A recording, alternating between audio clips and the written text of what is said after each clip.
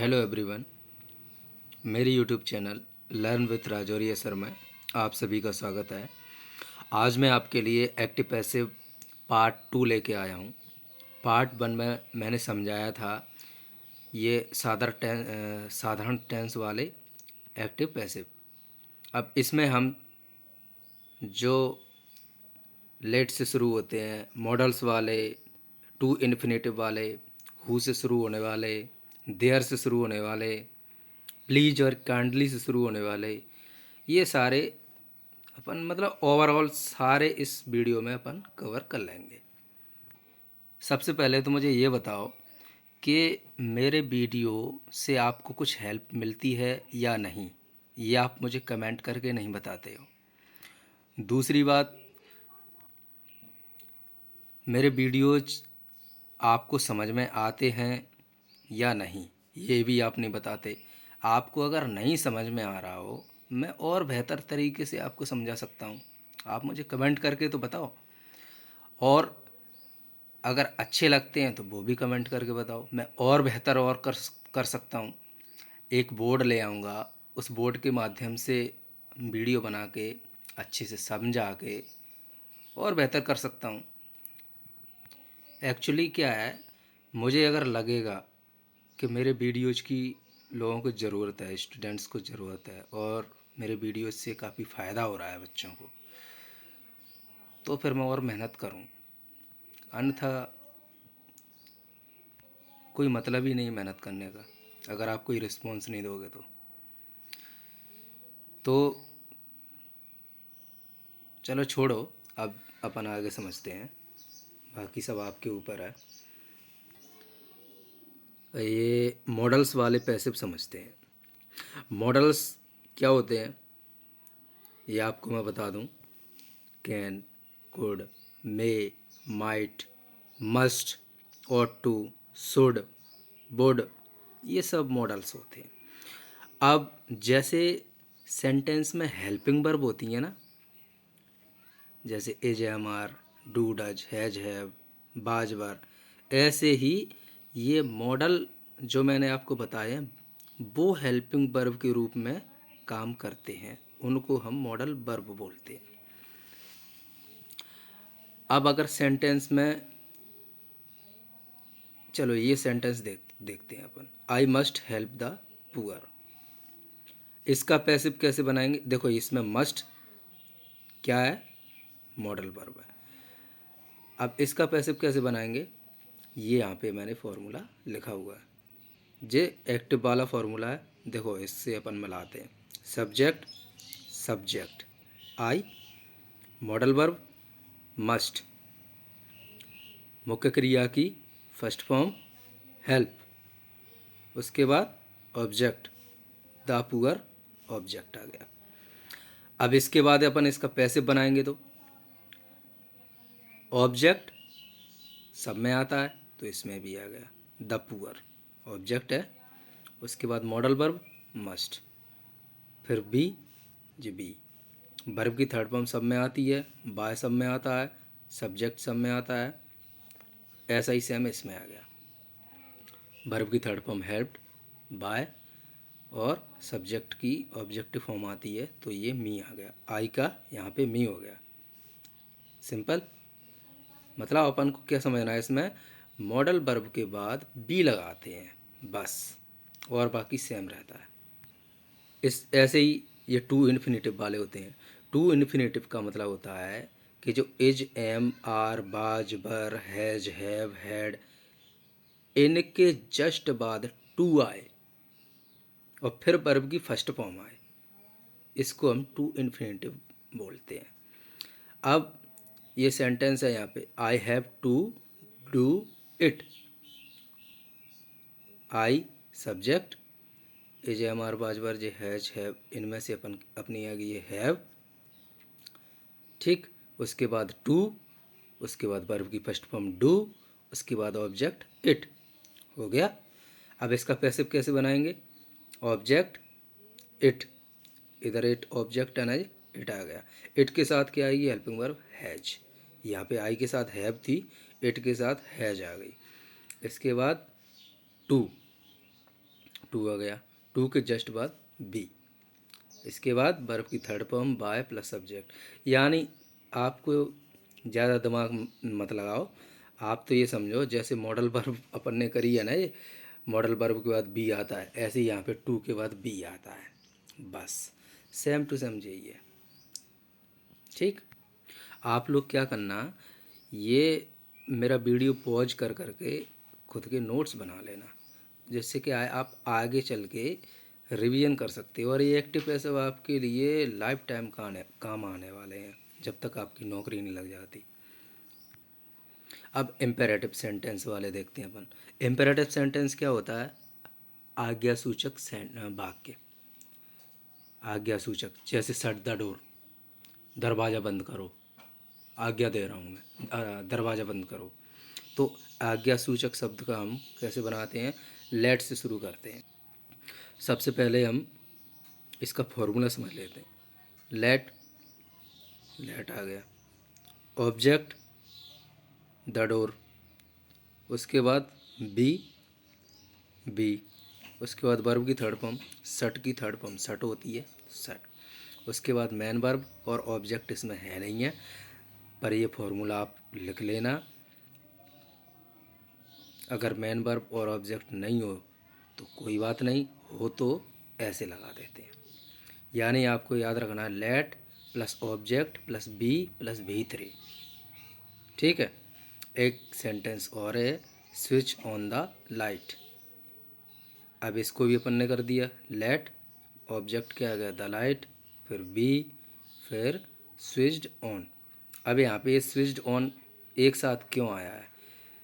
क्या होता है, जब वर्ब के साथ प्रपोजिशन दिया हो, प्रपोजिशन तो वर्ब के साथ ही जुड़ता है, तो प्रपोजिशन जो है वर्ब के साथ ही चलता है हमेशा। ऐसे नहीं कि स्विच यहाँ लिख दिया और ऑन यहाँ लिख दिया।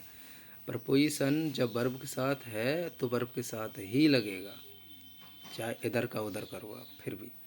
अब देयर से शुरू होने वाले पैसे, देयर, ये सेंटेंस देख लो आप, तो इनको आपको ज़्यादा नहीं समझना है। There is no money to buy, ये सेंटेंस इस टाइप के आते हैं। अब आपको इसमें कुछ नहीं करना है, तब बिल्कुल सेम रहता है, बस टू के बाद आपको बी और V3 लगाना है। मतलब ये जो टू लिखा है ना, टू मनी टू बाय, इसके बाद जैसे देखो there is to, there is no money, there is no money, to के बाद आपने बी लगा दिया और वर्ब की थर्ड फॉर्म, यानी बी V3, टू के बाद बी V3, बस इतना करना। एक सेंटेंस और देख लो, there is nothing to say, there is nothing to be said, यानी टू के बाद बी और V3, बस इतना ध्यान रखना है। उसके बाद आप देखो प्लीज़ या काइंडली वाले सेंटेंस, प्लीज़ या काइंडली वाले सेंटेंस में क्या होता है, जब वाक्य की शुरुआत होती है तो अपन यू आर रिक्वेस्टेड टू लगा देते हैं, बस बाकी बिल्कुल सेम रहता है। देखो जैसे please give me a book, मैंने बोला please give me a book. अब इसका सेंटेंस का पैसिव कैसे बनाएंगे? शुरू में अपन क्या कर देंगे, you are requested to, you are requested to, अगर देखो यू आर रिक्वेस्टेड टू अगर लग गया तो ये प्लीज़ और काइंडली हट जाते हैं। बाकी सेंटेंस जैसे कि जैसा, इसमें वर्ब की थर्ड फॉर्म कुछ, ये सब कुछ याद नहीं रखना। You are requested to give me a book, बस सिंपल सा। काइंडली पोस्ट दिस लेटर, इसमें क्या कर दिया अपन ने, काइंडली की जगह पे you are requested to post this letter, साधारण सा बिल्कुल। उसके बाद लेट से शुरू होने वाले, अभी अपन ने समझे थे इम्पेरेटिव सेंटेंस वाले, अब लेट से शुरू होने वाले पैसिव सेंटेंस। जब लेट से शुरू होता है तो हम कैसे करते हैं, let this work be done, ना सॉरी सेंटेंस अपन ये वाला पढ़ रहे हैं अपन, let me do this work, ठीक है, ये सेंटेंस है। अब इसको हम फॉर्मूला समझ लेते हैं, let plus object plus be plus V3 plus by plus subject, ये फॉर्मूला याद कर लेना। Let plus object plus be plus V3 plus by plus subject, यानी let plus object this work plus be plus V3, do का done हो गया, plus by plus subject. Subject क्या है? आई या मी का इधर आएगा तो आई हो जाएगा। नहीं नहीं नहीं, मी का मी ही रहेगा क्योंकि ऑब्जेक्टिव फॉर्म आती है जब अपन चेंज करते हैं। भले ही इधर मी हो तब भी मी आएगा इधर। आप तो ये फॉर्मूला देख लो और सेंटेंस कोई सा भी आ जाए वो आप कर सकते हो। ये फॉर्मूले मैंने इसलिए लिखे हुए हैं। अब हु से स्टार्ट होने वाले, हु से स्टार्ट, जैसे मान के चलो मैंने सेंटेंस देखा, who taught you English, who taught you English. अब इसका कैसे बनाएंगे? हेल्पिंग वर्ब के लिए आपको टेंस वाला फॉर्मूला लगेगा। जैसे ये सेंटेंस अपना काय में पहुंच गया, वर्ब की सेकंड फॉर्म लगी है, मतलब पास्ट इंडेफिनिट का है, तो ये चेंज काय में होगा? पास्ट कंटिन्यूअस में, है ना। इसके लिए तो आपको ये फॉर्मूला देखना है। बाकी हु की जगह पे बाई हुम लग जाता है, बस इतना ध्यान रख लो। ये जो हु है ना, हु की जगह पे बाई हुम लग गया, plus helping verb. Helping verb क्या रहेगी? देखो जो ये तो इंटरोगेटिव सेंटेंस है, मतलब हु विच वाट ये सब पहले आते हैं तो सेंटेंस इंटरोगेटिव रहता है। अब इसमें आपको हेल्पिंग वर्ब पहले लगानी पड़ेगी। हेल्पिंग वर्ब देखो पहले लग गई, बाई हुम के बाद वर, उसके बाद सब्जेक्ट। सब्जेक्ट क्या है? यू, यू आ गया, ठीक है। उसके बाद मुख्य क्रिया की थर्ड फॉर्म, मतलब ये टॉट, टॉट की थर्ड फॉर्म टॉट ही रहती है, टॉट आ गई। उसके बाद ऑब्जेक्ट, ऑब्जेक्ट क्या है? English, English. इसमें आपको ये चीज़ ध्यान रखना है, सब्जेक्ट की जगह पे सब्जेक्ट आएगा, ऑब्जेक्ट की जगह पे ऑब्जेक्ट आएगा, ठीक है। और क्वेश्चन मार्क लगाना मत भूलना।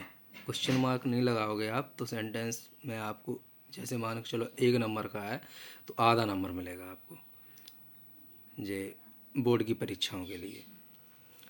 अब इसके बाद दो ऑब्जेक्ट वाले पैसिव, दो ऑब्जेक्ट वाले पैसिव कैसे होते हैं? यहाँ ग्रामर देखो, ये मैंने एक सेंटेंस लिया है, he teaches me grammar, he teaches me grammar. अब देखो यहाँ ग्रामर ऑब्जेक्ट है, निर्जीव कर्म है ये, निर्जीव। और मी, ये जो मी है ये सजीव है। सजीव और निर्जीव ये दो चीज़ें याद रखना आप। ऐसे वाक्यों में सब्जेक्ट के रूप में जब अपन चेंज करते हैं ना, ऑब्जेक्ट से सब्जेक्ट, सब्जेक्ट से ऑब्जेक्ट, तो इधर अपन चेंज करेंगे सब्जेक्ट के रूप में ऑब्जेक्ट को, तो सजीव ऑब्जेक्ट को ही रखते हैं, निर्जीव को नहीं। इधर देख लो आप, जैसे यहाँ पे चल, ये ही टीचेस मी ग्रामर। अब यहाँ पे दो ऑब्जेक्ट दिए हैं, एक सजीव है, जो सजीव मी है, और ग्रामर निर्जीव है। तो अपन को इधर अपन चेंज करेंगे ना अपन, तो मी को इधर लाएंगे, मी को इधर लाएंगे तो आई हो जाएगा। और टेंस में जो फॉर्मूला लगता है, जो टेंस चेंज करने वाला, वो सेम रहेगा। देखो ये वर्ब में एस लगा है, ई एस लगा है, तो ये सेंटेंस पहुंच गया आपका पास्ट, सॉरी प्रेजेंट इंडेफिनिट में। प्रेजेंट इंडेफिनिट का चेंज क्या में करते हैं? प्रेजेंट कंटिन्यूअस में। तो आई के साथ एम आ गया, वर्ब की थर्ड फॉर्म आ गई, टीच की टॉट, उसके बाद ग्रामर। ये आपको ध्यान रखना है, जो वर्ब की थर्ड फॉर्म होती है ना, उसके जस्ट बगल में आपको निर्जीव ऑब्जेक्ट भी लगाना है, ठीक है। इतना ध्यान रखना आप, मतलब सजीव ऑब्जेक्ट को अपन सब्जेक्ट के रूप में रखते हैं और निर्जीव ऑब्जेक्ट को आप वर्ब के साथ लगाते हैं, वर्ब की थर्ड फॉर्म के साथ लगाते हैं। उसके बाद by plus subject, by plus ही का इधर आके हिम हो जाएगा, इतना ध्यान रख लेना आप। अब इसके बाद मैंने एक और लिखा है, they gave you a prize. You एक सजीव ऑब्जेक्ट है, ए प्राइज एक निर्जीव ऑब्जेक्ट है। अब आप देखो, मैंने यहाँ पे सेम बताया था ना आपको, देखो ये पास्ट इंडेफिनिट पहुँच गया तो पास्ट कंटिन्यूअस में चेंज हो गया, बर लग गई। यू आपको सब्जेक्ट के रूप में आ गया तो यू बर हो गया, यू के साथ बर आएगा। अब इसके बाद वर्ब की थर्ड फॉर्म गिवन, उसके बाद वर्ब की थर्ड फॉर्म के जस्ट बाद निर्जीव ऑब्जेक्ट आता है, गिवन ए प्राइज आ गया। उसके बाद वाई प्लस दे का इधर आके देम हो गया, बिल्कुल। उसके बाद अपवाद के रूप में कुछ ऐसी वर्ब होती हैं जिनके साथ बाई नहीं लगाते, कुछ अन्य प्रपोजिशन लगाते हैं। जो मैंने यहाँ पे वर्ब दी हैं, ये वर्ब आप इनको नोट कर लो। Surprised, astonished, shocked, alarmed, distressed, इनके साथ एट आता है। नॉन ऑब्लाइज्ड, इसके साथ टू आता है। जैसे अपन लगाते हैं ना वर्ब के बाद थर्ड फॉर्म के बाद बाय, है ना, तो इनके बाद बाय नहीं आता, इनके साथ एट आता है, इनके साथ टू आता है, इनके साथ विथ आता है, इनके साथ इन आता है। ये आप इनको याद कर लेना। एक देखो यहाँ पे मैंने एक सेंटेंस लिया है, आई नो हिज सिस्टर, ठीक है। अब यहाँ पे अपन कैसे बनाएंगे ये सेंटेंस, पहले तो आप ये बताओ किस में कौन से टेंस में दिया है ये सेंटेंस।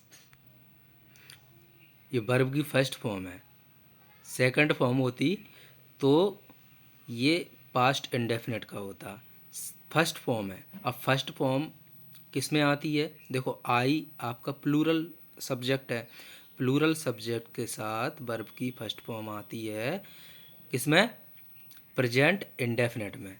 तो प्रेजेंट इंडेफिनिट का चेंज क्या में होगा, प्रेजेंट कंटिन्यूअस में। तो ऑब्जेक्ट क्या आएगा आपका, हिज सिस्टर। उसके बाद हेल्पिंग वर्ब इज, वर्ब की थर्ड फॉर्म नॉन। उसके बाद बाय नहीं आएगा, देखो यहाँ पे टू आया है। यहाँ पे आपको मैंने बताया है नॉन प्लस ऑब्लाइज्ड के बाद टू आता है। ये देखो नॉन के बाद टू और फिर ऑब्जेक्ट, सब्जेक्ट की ऑब्जेक्टिव फॉर्म, आई का इधर आके मी हो गया। ऐसे ही ये ले लो अब, this job interest me, present indefinite का सेंटेंस है, आई का इधर आएगा, मी का इधर आएगा, आई हो गया, आई के साथ एम, वर्ब की थर्ड फॉर्म इंटरेस्टेड, इंटरेस्टेड के साथ बाई नहीं आएगा, इन आएगा, देखो इन आ गया। उसके बाद सब्जेक्ट दिस जॉब। मुझे उम्मीद है कि एक्टिव पैसिव आपको बहुत अच्छे से समझ में आ गए होंगे। और मैंने भी यूट्यूब पे कई सारे वीडियो देखे हैं, पर इस तरीके से मुझे कहीं देखने को नहीं मिले। तो आप ये वीडियो अपने सभी दोस्तों को शेयर कर दो ताकि उन्हें भी इस चीज़ का फ़ायदा मिले, इस वीडियो से आप वो भी कुछ सीख सकें। Thank you.